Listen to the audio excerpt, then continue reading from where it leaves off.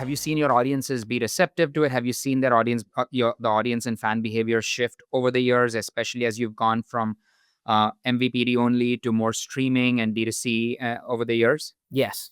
Short answer is yes, and I think it really it's interesting to see what grabs hold of the individual audience segments when you're talking about TV to DTC. I think the first couple of years that we launched the app, there was no direct consumer functionality.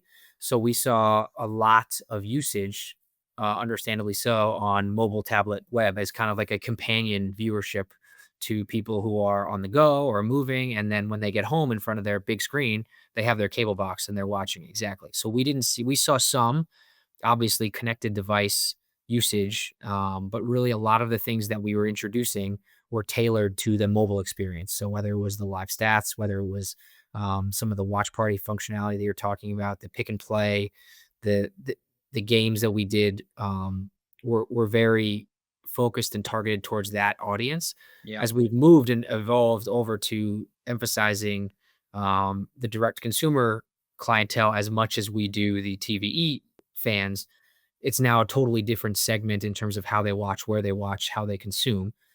So you have to make sure, and we have to make sure that we are both distributed across all the big screens, smart TVs, connected devices in ways that we're building out that functionality for those people and those viewers. Like we saw as an example, I think it was like double digit growth in streaming minutes per year over the last few years across the connected devices, and then things like the pick and play, or excuse me, the live stats overlays on our connected devices has grown substantially, like over 2 times year over year as that base continues to grow within that distribution platform.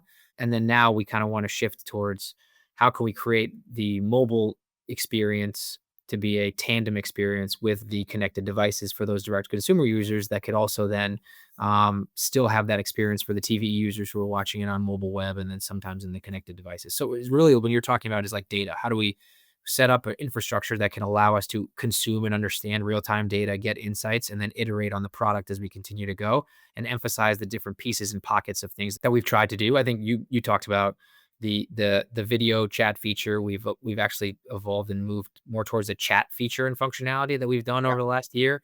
And that kind of exploded in a way that was even more than we anticipated and saw and thought about, or people who are actually watching and chatting with strangers, or formerly strangers, but actually know each other during a live game.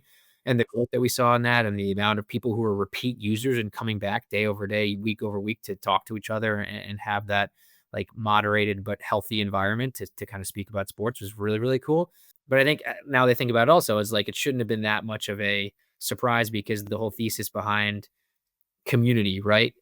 Sports community is just how do we tap into what's the most convenient way for those people to connect with each other. And I think when you're at a game, when you're at a bar or you're watching at a restaurant, whatever it is, like that, there's an energy there that I think you want to replicate and you want to share that experience with fans and other people that you know. So I think the more we can do that to provide those experiences to the people who want to use it, right? And we have a lot of users who watch it with nothing on their screen and they just have a laid back experience. They watch the game, they turn it off, and that's it. And that's fantastic. And we're going to make sure to offer that the same way that we do everyone else. And if there's a little bit extra that we can do for other fans who want to be a little bit more immersed in the experience, Yeah. um, I think a real positive and thing that we've tried to build methodically over the last few years to kind of have that suite of options for our fans.